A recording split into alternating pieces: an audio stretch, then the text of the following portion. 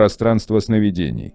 Для объяснения загадки смотрителя нам необходимо ответить на два вопроса: почему в осознанном сновидении возможно все, и почему сны кажутся такими реальными. Как в осознанном, так и в бессознательном сновидении картины видны очень четко, до мельчайших деталей. Бывает даже, что сны по резкости формы, сочности красок превосходят реальность. Существует гипотеза, что мозг сам синтезирует картины сновидений и во время сна воспринимает эти картины так же, как наяву. Это действительно не более чем гипотеза. Пока что никто не доказал, что все происходит именно так. В модели трансерфинга трактовка совсем иная: подсознание самостоятельно ничего не воображает, а напрямую подключается к пространству вариантов, которое содержит всю информацию. Посмотрите внимательно на какой-нибудь предмет, потом закройте глаза и попробуйте себе его представить. Даже если у вас незаурядные способности к визуализации, вы все равно не сможете видеть предмет с закрытыми глазами так же, как с открытыми. Тот образ, который запечатлел ваш мозг, является лишь фотографией очень низкого качества. Предположим, мозг хранит такую фотографию, как определенное состояние группы нейронов. Тогда, для того чтобы воспроизвести все имеющиеся в воспоминаниях фотографии, никаких нейронов, несмотря на их громадное количество, не хватит. Если наши воспоминания и сны – это воспроизведение того, что записано в нейронах, тогда сколько же этих клеток должно быть в голове? В рамках модели трансерфинга нейроны не являются носителями информации, как биты в компьютере. Мозг хранит не саму информацию, а некое подобие адресов к информации в пространстве вариантов. Возможно, мозг способен держать в себе какое-то ограниченное количество данных. Однако даже будучи совершенной биологической системой, он не в состоянии хранить в себе все, что мы готовы воспроизвести в своей памяти. Тем более он не может синтезировать такую совершенную виртуальную реальность, как сон. Разве легко в бодрствующем состоянии закрыть глаза и мысленно представить себе воображаемые картины так же натурально, как видите во сне? Не нужно обольщаться малоубедительными доводами, что, дескать, отключившись, мозг приобретает способность воспринимать воображаемые им картины отчетливо. Как уже говорилось, разум не способен создать ничего принципиально нового. Он лишь может собрать новую версию дома из старых кубиков. Разум владеет только примитивной информацией об этих кубиках и о том, как их собирать. Более подробные данные разум хранит на бумаге и других носителях. Вся остальная информация доходит до разума через душу из пространства вариантов. Таким образом, разум в модели трансерфинга предстает как довольно примитивная система, работу которой можно смоделировать в техническом исполнении, что и пытаются сделать ученые. Попытки создать искусственный интеллект пока не приводят к успеху. Сам себя разум еще может кое-как понять, а вот понять природу души он пока не в состоянии. Секрет интеллекта живого существа состоит в единстве и взаимодействии души и разума. До сих пор усилия кибернетиков сводились к моделированию процесса мышления, как это делает разум. Но может быть когда-нибудь кому-нибудь придет в голову смоделировать машину, способную настраиваться и получать информацию из пространства вариантов, как это делает душа. Каким-то образом разум способен запоминать адреса к нужным секторам пространства. Если требуется что-то вспомнить, разум обращается к душе, а та настраивается на соответствующий сектор. Но то ли душа плохо умеет настраиваться, то ли разум плохо помнит адреса, то ли душа и разум не могут между собой договориться. В результате мы имеем, что имеем, память наша несовершенна. Зато душа способна случайным образом настраиваться на нереализованные секторы пространства вариантов. Вот эти картины мы и видим в своих снах. Именно поэтому пограничное пространство так реально. Сны не являются иллюзиями в обычном понимании этого слова. Разум не воображает их, а действительно видит. Известно, что во сне человек может наблюдать картины, как будто не нашего мира. Например, можно увидеть архитектурное сооружение во всех деталях. Причем совершенно ясно, что встретить такое он в принципе нигде не мог. Если сон – это имитация реальности нашим мозгом, тогда откуда берутся образы, которые человек никогда не мог наблюдать. Как вы помните, секторы пространства содержат в себе различные варианты сценариев и декораций. Декорации включают в себя как неживую окружающую обстановку, так и живых существ.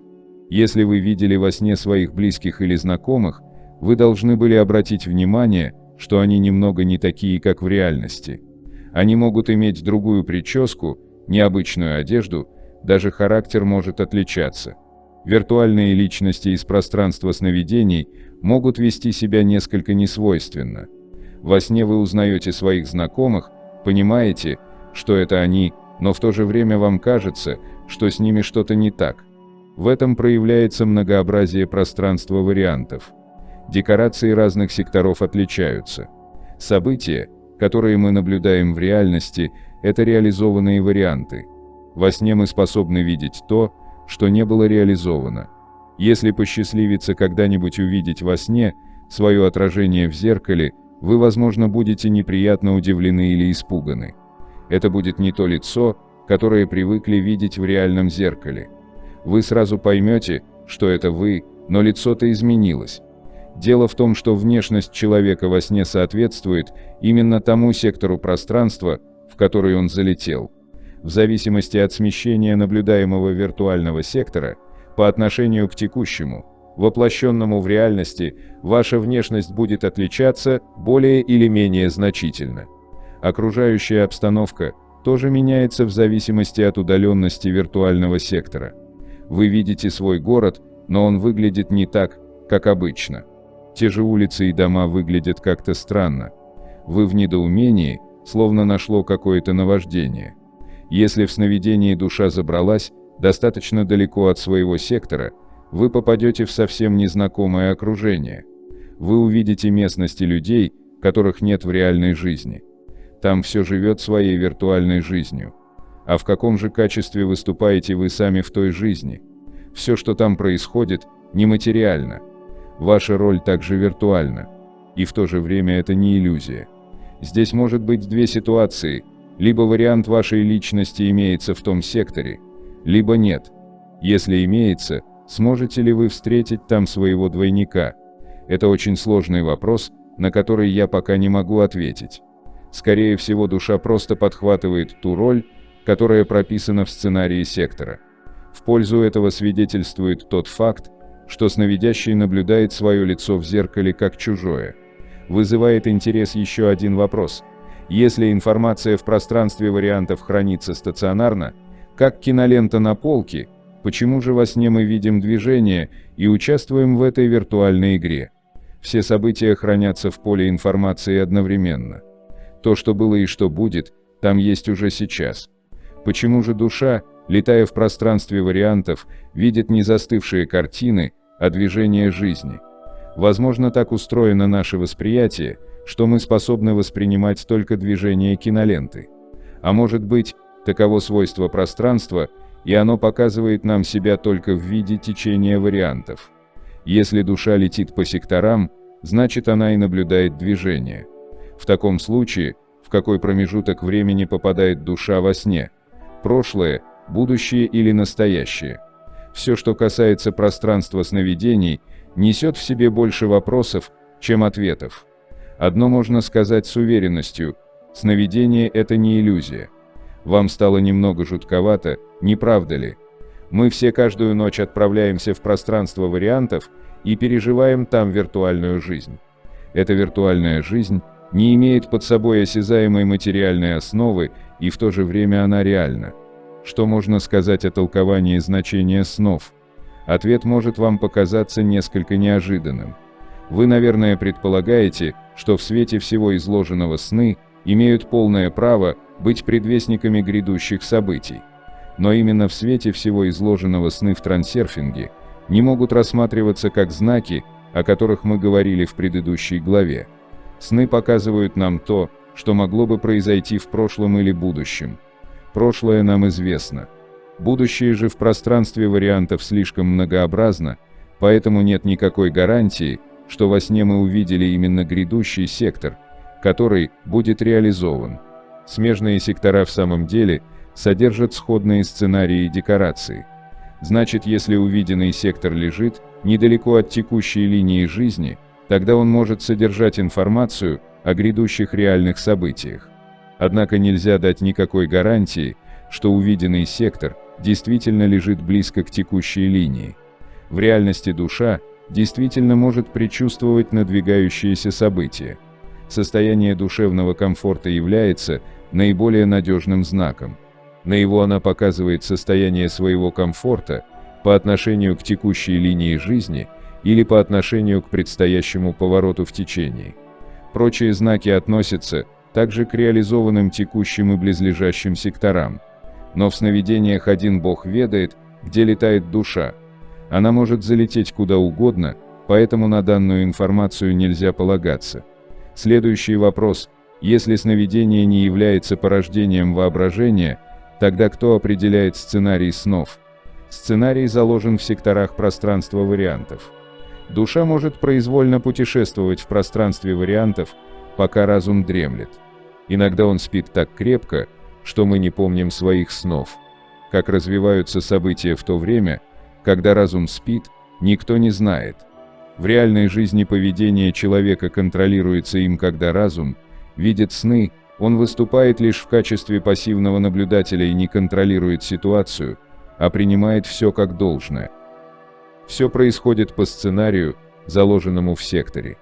Как только душа попала в сектор, события в нем развиваются в соответствии с ожиданиями, опасениями и представлениями, приобретенными душой и разумом в реальной жизни. Ожидания и опасения реализуются мгновенно. Например, если на сцене появляется субъект, который с точки зрения разума может нести угрозу, сценарий угрозы тут же реализуется. Стоит только промелькнуть мысли о том, что есть опасность преследования, как чудовище пускается за вами в погоню. Так получается потому, что душа мгновенно настраивается на вариант, промелькнувший в мыслях. Она выбирает варианты сценария в соответствии с мыслями и ожиданиями. Движение души в пространстве вариантов происходит одновременно с ними. Именно мысли и ожидания являются той движущей силой, которая крутит киноленту. Если бы можно было полностью остановить работу мозга, картина бы замерла в неподвижности. Но мысли не останавливаются и постоянно крутятся в голове. События в сновидении могут идти вразрез с обыденными представлениями, поскольку контроль разума ослаблен. Происходят всякие несуразности, возникают невероятные видения, физические законы не работают. Невероятные вещи случаются также и в осознанном сновидении. Ведь разум понимает, что это всего лишь фантазия, поэтому допускает любую несуразность. Теперь вам понятно, почему во сне возможно все, потому что сновидение – это путешествие души в пространстве вариантов, а там имеется любой сценарий. По этой причине в осознанном сновидении можно намеренно изменять сценарий. На самом деле сценарий не изменяется, он выбирается намерением. Как только в мыслях возникло намерение поменяться ролями с преследователем, душа перестраивается на сектор с противоположным сценарием. В этом и состоит механизм осознанного сновидения. Сценарий выбирается намерением. Если разум осознал, что может контролировать сценарий происходящего, он формулирует желание. Например, желание взлететь. Эта мысль, быстро промелькнув в сознании, трансформируется в душе в намерение. Намерение является той движущей силой, которая переносит сновидящего в сектор с соответствующим сценарием. Путешествие души в пространстве вариантов не обременяется инертностью материальных объектов. Поэтому сновидения так пластичны. Заказанный сценарий реализуется мгновенно. А что же происходит в реальной жизни? В принципе, то же самое. Отличие только в скорости исполнения сценария. Наяву события развиваются по тем же законам, что и в сновидении, но не столь молниеносно, потому что материальная реализация вариантов имеет инертность. В этом отношении утверждение, что наша жизнь – это сон, неверно, но в то же время не лишено смысла. Я уже приводил иллюстрации, каким образом мысли формируют события в жизни. Что есть в мыслях, то вы и получаете, рано или поздно. Ваши мысли есть излучение энергии на частоте определенной линии жизни. В реальной жизни переход на эту линию тормозится различными материальными факторами. Реализованный сектор пространства в сравнении с нереализованным кажется вязким, как смола по отношению к воде. Материальное воплощение потенциально возможного варианта происходит с задержкой. Во сне же никаких инертных препятствий нет, поэтому переход между секторами реализуется мгновенно. Теперь вам должно быть понятно, почему я завел речь о сновидении. Чтобы управлять своей судьбой, нам необходимо уяснить, каким образом наши мысли переносят нас из одного сектора в другой и почему не все наши желания реализуются. Однако для этого вовсе не обязательно заниматься осознанными сновидениями. Наша цель – обрести способность выбирать сценарий наяву. Гораздо важнее научиться пробуждаться в реальной жизни, чем в ирреальной. Тем более, что занятия осознанным сновидением, как я уже говорил, несут в себе определенную опасность. Возможно, те, кто занимается осознанным сновидением, скажут вам, что никакой опасности здесь нет. Однако они, скорее всего, не понимают, что ходят по лезвию бритвы. Вам никто не может дать гарантии, что вы вернетесь из осознанного сновидения. Пока ваша душа летает в нереализованных секторах, опасности никакой нет. Но как вы думаете, что произойдет, когда душа в сновидении случайно попадет в реализованный сектор пространства? Так вот, гипотеза состоит в том, что вы можете материализоваться в этом секторе. Мы все привыкли, всяческие домыслы не могут нам угрожать. Но, как видите, данное предположение таит в себе угрозу. А что, если это факт? Известно, что древние маги, в совершенстве освоившие искусство сновидения, уходили в другие миры намеренно и навсегда. Их физические тела тоже исчезали из этого мира. Древние маги либо были слишком безрассудны, либо слишком хорошо знали, что делали. В наше время ежегодно десятки тысяч людей пропадают без вести. Они просто исчезают без следа. Выдвигают даже версию, что их похищают инопланетяне. Я ничего не могу утверждать, но, возможно, они просто не возвращаются из сновидения. Ведь душа может залететь в реализованный сектор и в бессознательном отдыхе. Осознанное сновидение. В этом отношении более опасно, потому что разум, почувствовав неограниченную свободу, может потерять осторожность и залететь неведомо куда. Неизвестно, сможет ли душа вернуться обратно. Физическое тело может и остаться, тогда в этом случае просто констатируют смерть во сне. У меня нет цели вас запугать. Просто не забывайте, что сновидение – это не иллюзия. В осознанном сновидении возникает искушение побезобразничать. Ведь можно безнаказанно и без вреда для других делать все, что вздумается. Или просто летать и исследовать другие миры. Все позволено до тех пор, пока душа находится в нереализованном виртуальном секторе. Опасность заключается в следующем: нет никакой гарантии, что душа не забредет в реализованный сектор. Разум даже не сразу осознает, как виртуальная реальность превратилась в материальную.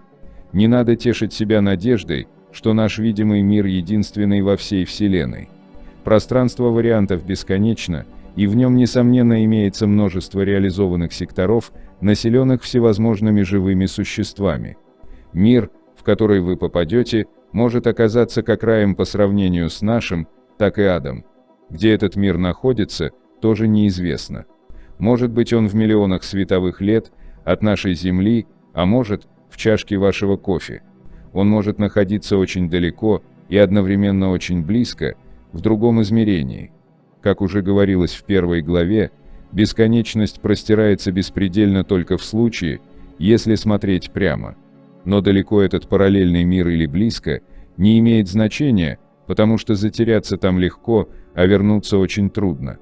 Путешествие астрального тела в материальном мире я не касаюсь, там другой механизм, это не имеет отношения к трансерфингу и весьма опасно. Вообще говоря, сновидения также имеют лишь косвенное отношение к трансерфингу. Наша задача не убежать от жестокой реальности в пограничный мир сновидений, а сделать для себя комфортной саму реальность. Не нужно бояться сновидений, но и не следует относиться к ним легкомысленно. Если вы при упоминании об осознанном сновидении испытываете душевный дискомфорт, значит, вам не следует этим заниматься. Ваше внутреннее чутье должно подсказать, грозит вам опасность или нет. Душа чувствует приближение неприятностей лучше, чем разум. Поэтому сновидение без активного вмешательства разума намного безопасней. Но если вы все-таки решились, соблюдайте во сне осторожность, не лезьте на рожон и поддерживайте максимальную осознанность. Как и в реальности, будьте как дома, но не забывайте, что вы в гостях.